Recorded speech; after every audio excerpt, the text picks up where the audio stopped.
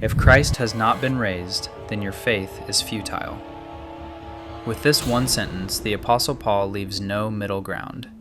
Either Jesus truly rose from the dead, or the entire Christian faith collapses with him in the tomb. But what if the resurrection did not leave behind only a message? What if it left behind a trail? A trail of places, a trail of witnesses.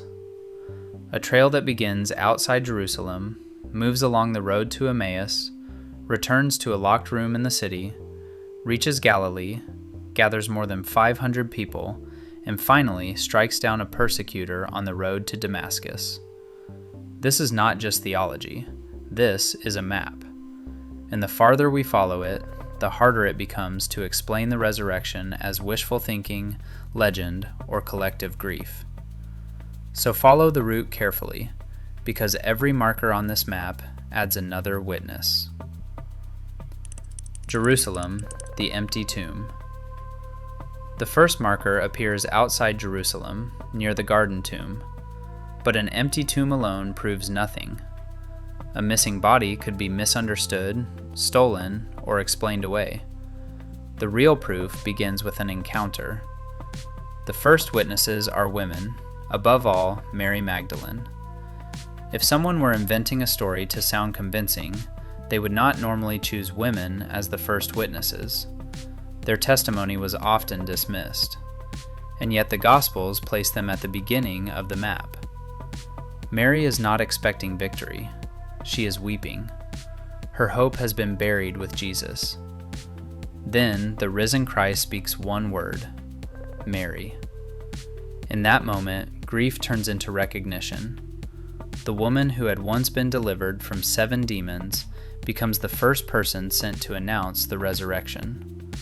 This is not a vague feeling, not a dream, not a symbol. The first marker on the map is physical, personal, and deeply unexpected. But one witness could still be dismissed, so the route moves on. Peter and Emmaus. That same day, Jesus appears to Peter. Peter had denied him 3 times. He had failed at the moment he wanted to be strong, and yet the risen Jesus seeks him out. Then the line on the map turns west, toward Emmaus. 2 disciples are walking away from Jerusalem, away from the city where their hopes had collapsed. Now he was dead, and they were going home disappointed. But a stranger joins them on the road.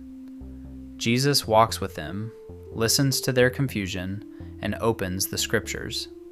He shows them that the suffering of the Messiah was not a failure of God's plan, but the path God had revealed. This is not a sudden flash in the sky.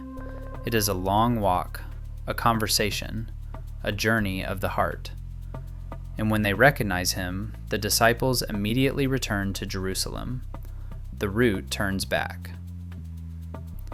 Jerusalem, the locked room. That evening, the next marker appears inside Jerusalem. The disciples are behind locked doors. They are not courageous. They are afraid. If this story were propaganda, this is not how you would introduce its first leaders. Then Jesus stands among them and says, "Peace be with you." He shows them his hands, his feet, and his side. The crucified one and the risen one are the same person. Then he eats in front of them, making the point unmistakable. He is not a ghost. Different people, different places, different emotional states. Grief, shame, disappointment, fear. And still the same testimony. He is alive. 8 days later, the map stays in Jerusalem, but the witness changes. Thomas was not there the first time, and he refuses to believe second-hand testimony. He wants evidence. He wants wounds. He wants to see and touch what the others claim they saw. It shows that the disciples were not eager to believe anything. They had to be confronted by reality. Then Jesus appears again and says, "Put your finger here. See my hands." Thomas answers with one of the greatest confessions in the New Testament, "My Lord and my God."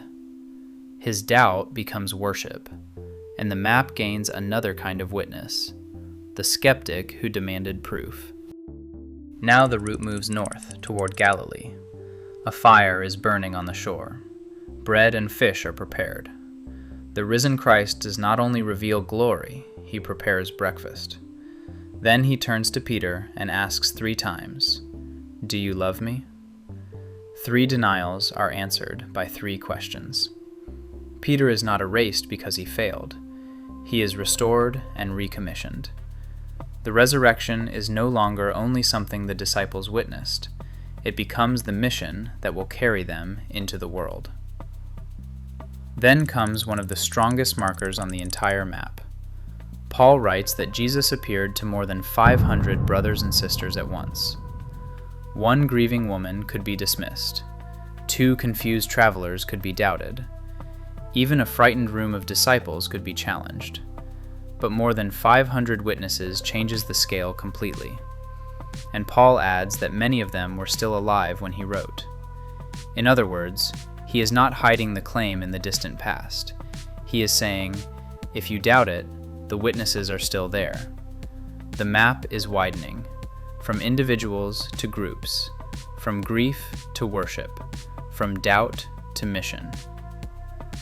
After 40 days, the route returns near Jerusalem, to the area of Bethany and the Mount of Olives. There, before the eyes of his disciples, Jesus ascends into heaven. But the map does not end with the disciples looking upward.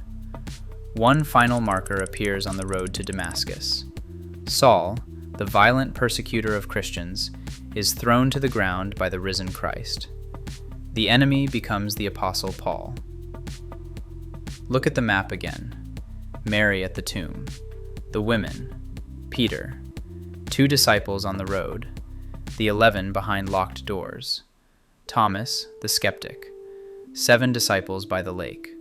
The mountain in Galilee. More than 500 at once. James. The ascension near Bethany. And finally Paul on the road to Damascus. Different places, different witnesses, different circumstances. This is not one private vision in one hidden room. It is a trail of encounters spread across geography, memory, and testimony. And these witnesses gained nothing easy from their claim. Many were rejected, persecuted, imprisoned, and killed. But they do not willingly suffer for a lie they themselves invented. That is why Paul's sentence still stands. If Christ has not been raised, your faith is futile. But he has been raised, and if that is true, then death does not have the last word. The map leads beyond grief, beyond fear, beyond doubt, and into the living reality of Christ. Jesus lives, and that changes everything.